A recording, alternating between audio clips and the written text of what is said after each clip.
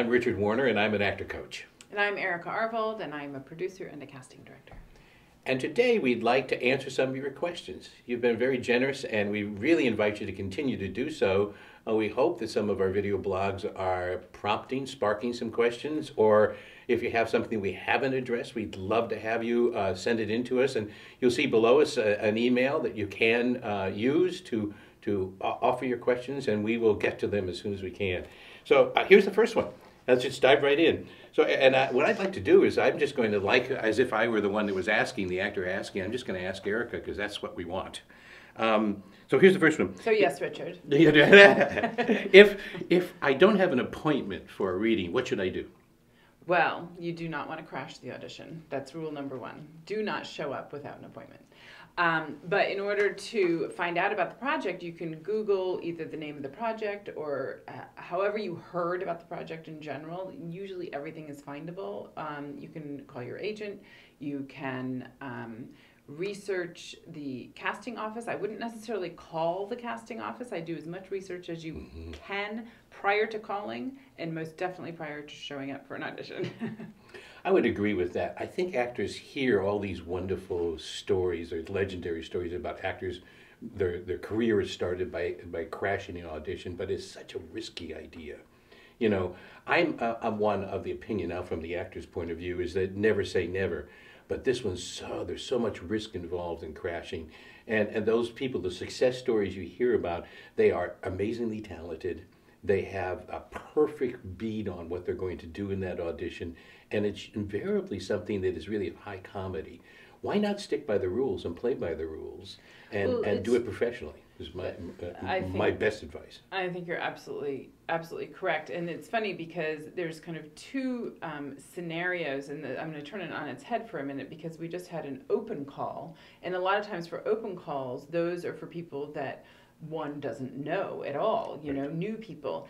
And what's funny is some very seasoned actors that I know incredibly well, that I've actually auditioned a dozen times, showed up for that open call. But you know what happened? It was a reminder, and I have to tell you, 2 of those people got parts the next day. Excellent.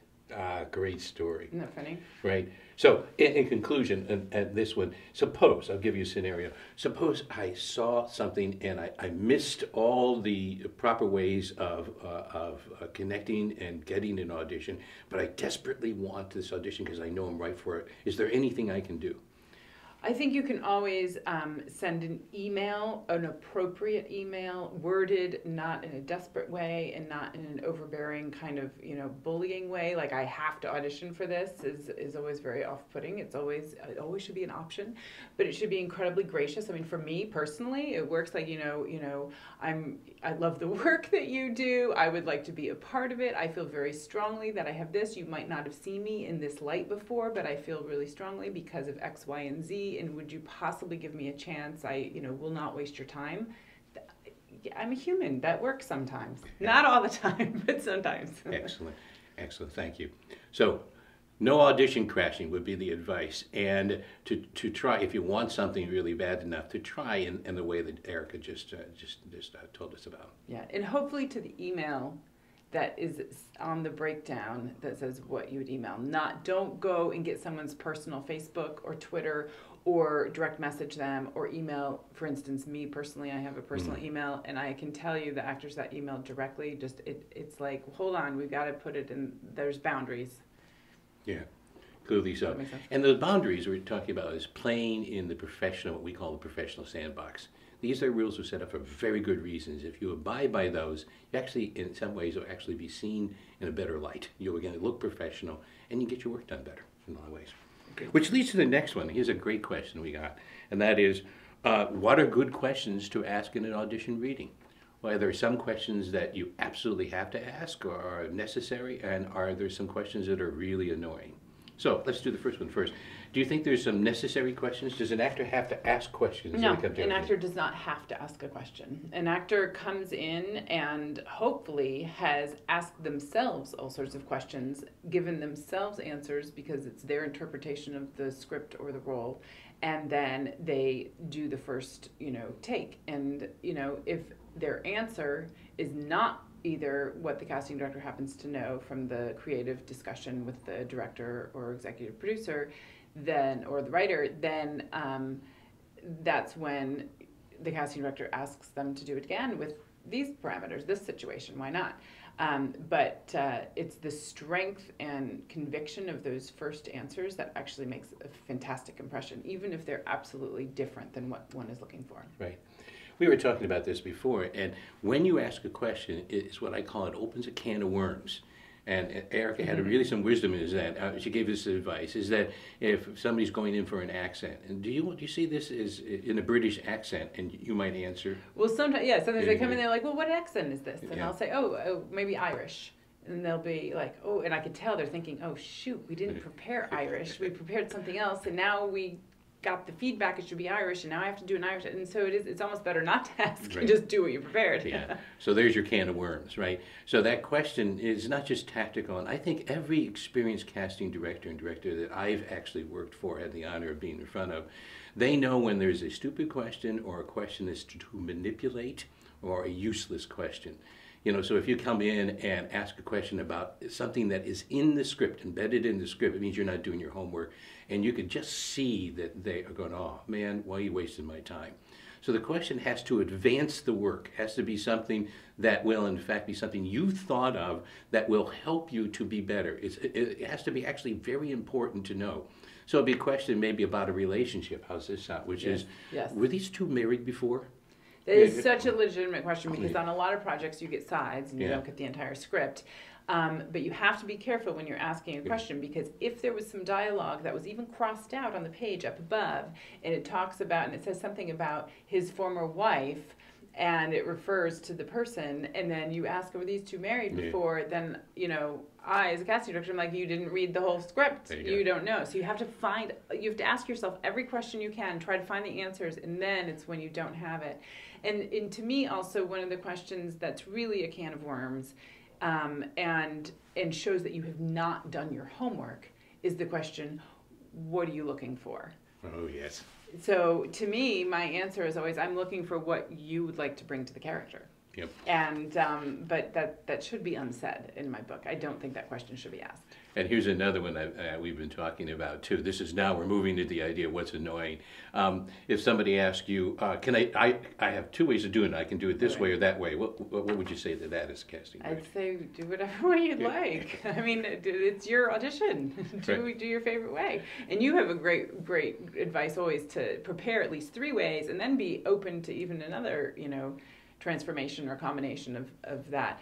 But it's the same to me as, oh, should I wear this color shirt or this color shirt? And like that should be done in advance. You've decided before you come in the room what color shirt. You're not going to come into a director's session and start showing them wardrobe choices for your audition. Right. So be decisive is okay. You know, when I say to a student, to anybody I'm coaching, and that is, really have 3 distinctive ways of doing it. I mean really distinctive, not little subtle changes. And then pick the one that you feel is right, just intuitively the one you feel comfortable with, the one's going to show you off well. And come in and do that one. And then the other 2 are what I call your secrets. Because sometimes what you do, and Erica's taught this, is that's not absolutely what they're not looking for, but it's fresh and alive and distinctive. And they'll say, you know, could you do it this way? And every once in a while, the absolute way you've practiced is what they want. And boy, those are just absolute treasures for you to get. Exactly. And please know, the first way you do it, if someone gives you direction to even change it on its head, that you didn't get it wrong. I have so many actors I have seen, and in director sessions, it's even, you know, more, it's more enhanced, and it doesn't need to be. When you say, I'm so sorry, as soon as you're given direction, you know what, Richard, you know what, is there any way that you could do that? You know, you actually were a cop, not a mobster, you know, in the past. And maybe you didn't know that. You looked everywhere on the sides and you didn't know that. And you're a good cop, not a bad mobster. Just that. And so instead of going, oh, I'm so sorry, oh, I picked the wrong one, oh, you know, and there's this whole kind of, you know, self-deprecating thing that happens. Just be like, okay, cool, that's fun. Right. Like if you're ready to dive into that, that's the best attitude. It's an opportunity for you too. So in summation, The questions are not necessary, right? So there's No, no questions necessary. are not necessary. And I will a lot of times say, do you have any questions? Right. And it's okay and actually just fine to say, you know what, I don't. I would love to dive in, or I don't right now. I Questions. don't right now. Maybe you will later. Questions you absolutely should avoid. Those annoying ones. One or Oh, two. yeah. Yeah, don't say, what are you looking for? Right. Things like That's that. annoying. Too. Yeah. Then there's another interesting question about questions, and that is when and if should I, in fact, be asking questions about the status of my audition? You know, Don't ask in the room. Just don't ask in the room as far as, when will there be callbacks? When does this shoot? All of that. All of that should be done either outside of the room with the casting assistant, online via email when you were actually getting your information, etc. And then after the audition, you can, don't ask when you'll know to anyone in the room. Frankly, I don't even think you should ask when you'll know outside of the room, because what it shows is, at least when you're auditioning and you know the thing is shooting in 1 week, or the project, the television show, let's say, in 1 week is the first day of principal photography. The answer is you'll know when that first day of principal photography happens and you were scheduled for that day and you haven't gotten the role. We actually go out of our way to usually send an email to say this has been cast, but many times it's not cast until right beforehand. So I think you've got to just let it go. You got to do the audition, let it go. However, if you become not available for any day within the period of time that show is shooting, or that feature film is shooting, that's when it's incredibly appropriate to say, hi, just wanted to check in and let you know I am not available X, Y, and Z dates, and my availability has changed, is usually the very best way to put it. A business thing, indeed. Yes. Great advice.